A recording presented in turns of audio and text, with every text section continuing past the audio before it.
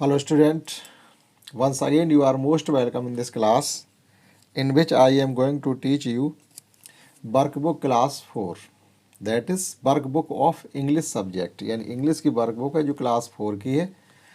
ये आपको इसमें पढ़ा पहला रिवीजन हमारा रिवीजन है जो फर्स्ट एक्सरसाइज का, उसमें ये लिखा हुआ है कि paste your picture and right about your self.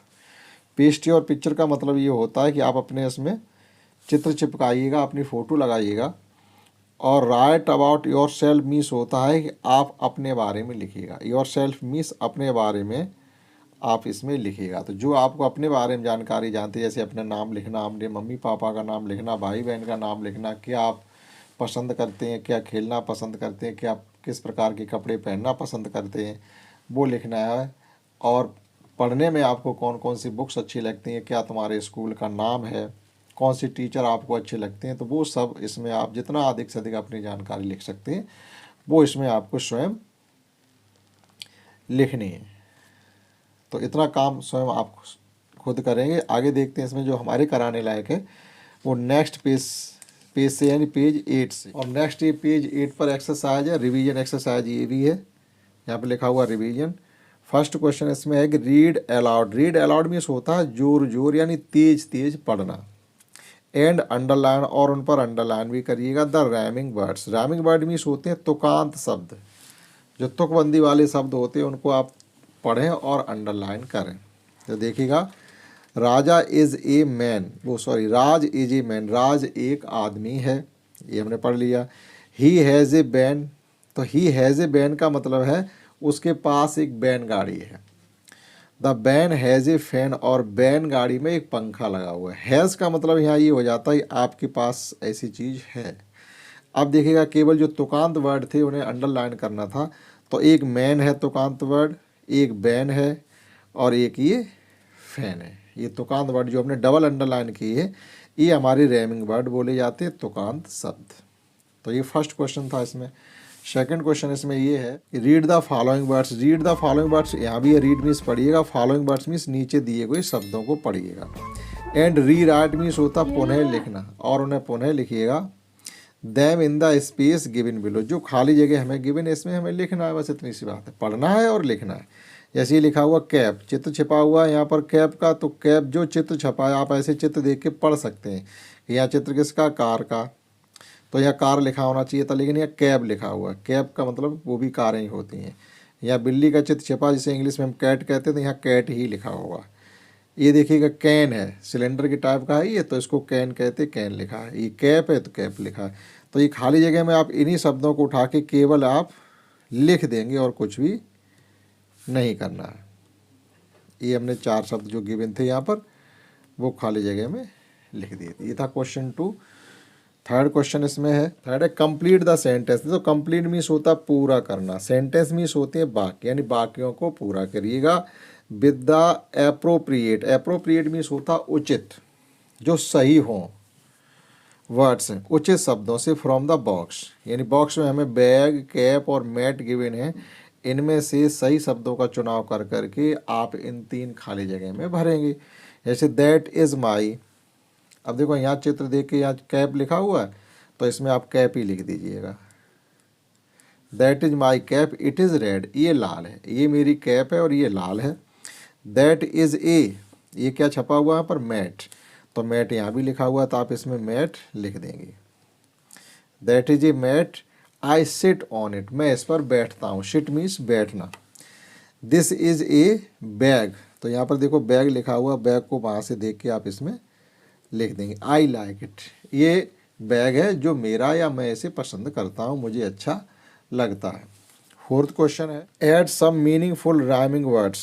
Meaningful rhyming words, ऐसे शब्दों को आपको जोड़ना है जो तुकांत वाले, जैसे फैन, पेन, इसी की तुक वाले शब्दों को और आगे बढ़ाना है जिनमें एन लगा हुआ हो। यानी इसमें जैसे A N N, A N N, last में एन ही आना चाहिए, आगे फर्स्ट नंबर का कोई भी अक्षर हो सकता है, ठीक। तो वो रैमिंग वर्ड बोले जाते हैं जो मीनिंगफुल हो, यानी जिनका कोई अर्थ हो। ऐसे ही नहीं आप जो चाहो सो लिख दो, लेकिन उसका कोई अर्थ ना हो, सो नहीं लिख सकते। तो fan, pen, can, CAN, can. और एक लिख सकते हो बैन, BAN, बैन। इसी प्रकार से बैट, हैट, कैट, और एक लिख सकते हो आप मैट। मतलब एटी आना चाहिए लास्ट में तो तुकांत माना जाएगा।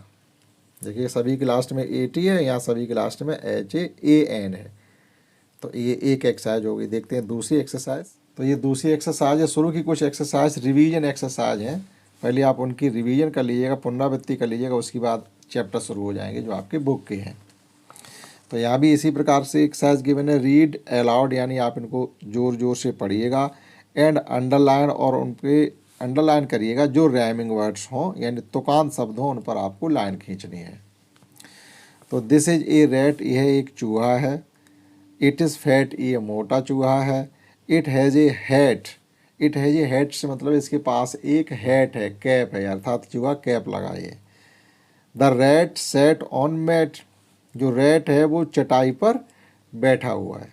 तो अब आप इसमें देखिएगा तुकांत शब्द जो है उन पे अंडरलाइन करना। जैसे RAT रैट, तुकांत का मतलब होता है लास्ट के कुछ अक्षर मिलने चाहिए तो तुकांत माना जाता है। जैसे RAT यहाँ AT लास्ट में आ रहा, FAT में AT यहाँ लास्ट में आ रहा, HAT में यहाँ AT लास्ट में आ रहा, SAT में यहाँ AT लास्ट में आ रहा, और MAT मैट यहाँ भी AT लास्ट में आ रहा। तो ये 1 2 3 4 5 ये इसमें राइमिंग वर्ड्स हो गए तुकांत शब्द।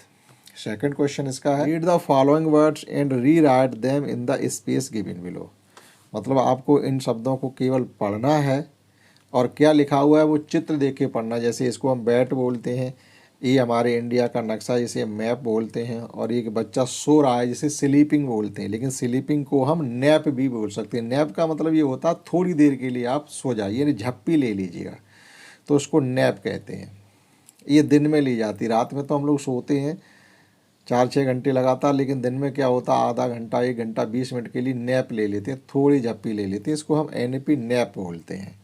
और ये कढ़ाई है, इसे पैन बोलते हैं। तो ये पेन है, नैप है, मैप है, बैट है। इनको वहाँ से उठा के केवल इस खाली जगह में एक बार लिखना और आपको है। तो लिख दीजिएगा pen, nap, map, BAT, bat. Third question है। थर्ड क्वेश्चन इसी प्रकार से, complete the following sentence. Complete means देखो यहाँ भी कंप्लीट मीन्स पूरा करिएगा। फॉलोइंग सेंटेंस मीन्स दिए गए शब्दों को with the help of picture, जो चित्र छपे हुए इनको देख करके, जो चित्र हैं उन्हीं का नाम आपको लिखना। सीधी सी बात ये है। I have a hat, HAT। भाई आर यू, देखो ये सैड वाला चिन्ह है, भाई आर यू सैड, आप दुखी क्यों हैं। आई ड्रॉ इंडियाज मैप, मैंने भारत का नक्शा ड्रॉ किया। I play with my bat. तो इस प्रकार से ये चित्र देख करके उनके नाम भरे गए, आसान है।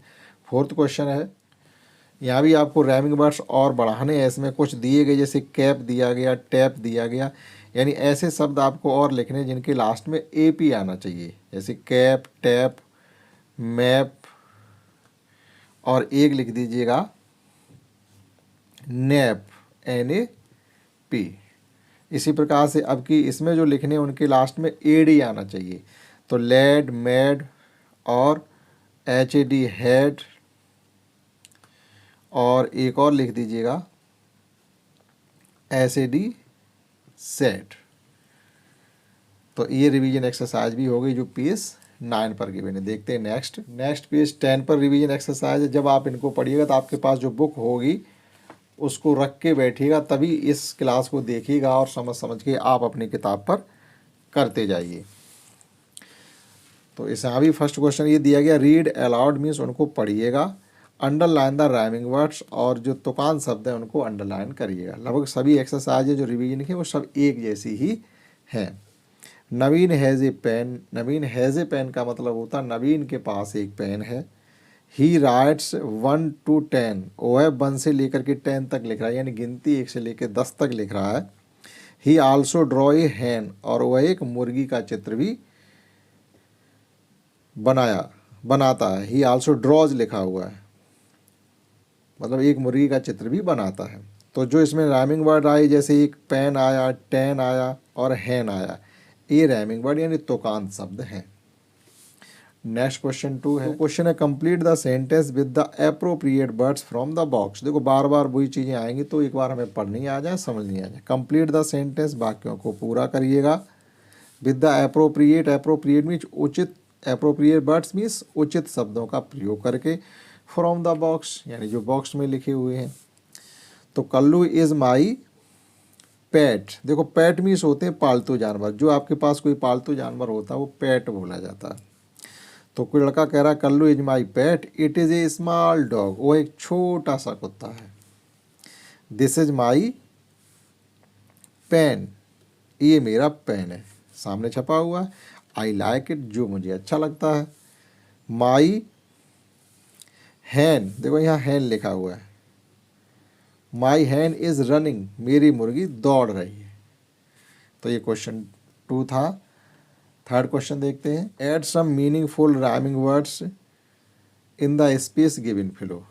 मतलब यहाँ भी आपको एन ई एन लगा करके यहाँ जोड़नी है। जैसे एच ई एन हैन हो जाएगा और एम ई एन मैन हो जाए। मैन तो लिखा हुआ था तो मैन नहीं लिख सकते, कोई दूसरा लिख दीजिएगा।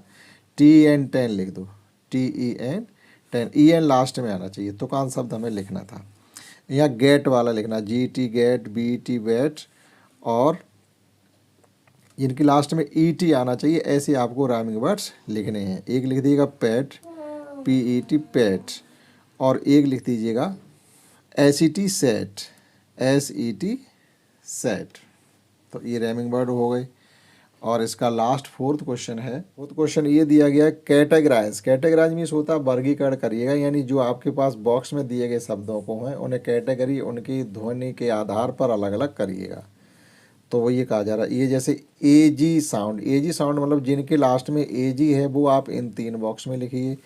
ई टी साउंड, इनमें जो दिए गए शब्द इनके लास्ट में ई टी स्पेलिंग आ रही है वो इन 3 बॉक्स में लिखिए। इसी प्रकार से E T, A V, E N और ए एम साउंड वाले आपको अलग अलग कैटेगराइज करना है। तो ए जी साउंड वाले 3 देखिएगा। ए जी, एक है रैग, आर ए जी, एक है टैग, टी ए जी, और एक है बी ए जी बैग। इस प्रकार से इनको कैटेगराइज करना है हमें। तो देखो ए जी, जिनके लास्ट में ए जी स्पेलिंग आई वो हमने सब अलग कर लिए। अब ई टी साउंड वाले इसी प्रकार से अलग कर लिए। एक है एस ई टी, एक है जी ई टी, और एक है एल ई टी। ये ई टी साउंड वाले अलग हो गए। अब ए बी साउंड में आ जाइएगा। कैब, सी ए बी, और सी ए बी कैब हो गया, और एक लैब, एल ए बी, और एक हो गया है नैव, एन ए बी। इसी प्रकार से ई एन साउंड वाले शब्दों को अलग करिएगा। ई एन, तो इसमें देखिएगा ई एन किसके किसके लास्ट में, पेन आ रहा है एक, और एक टेन आ रहा है, और मैन आ रहा है, मैन, टेन। और ए एम साउंड वाले शब्दों को भी अलग करिएगा। ए एम, जिनके लास्ट में जैसे ई आ रहा है हैम, एच ए एम, और जे ए एम, और डी ए एम। तो इस प्रकार से ये जो शब्द बॉक्स में हमको गिवन थे, वर्ड जो बॉक्स में गिवन थे, इनको हमने कैटेगराइज उनकी साउंड के आधार पर कर लिया। तो इस क्लास में हमने आपको 3 से 4 एक्सरसाइज रिवीजन की थी जो कराई हैं। आशा करता हूँ आपने समझ पाया होगा। इस क्लास में इतना ही। That's all. जय हिंद, जय भारत।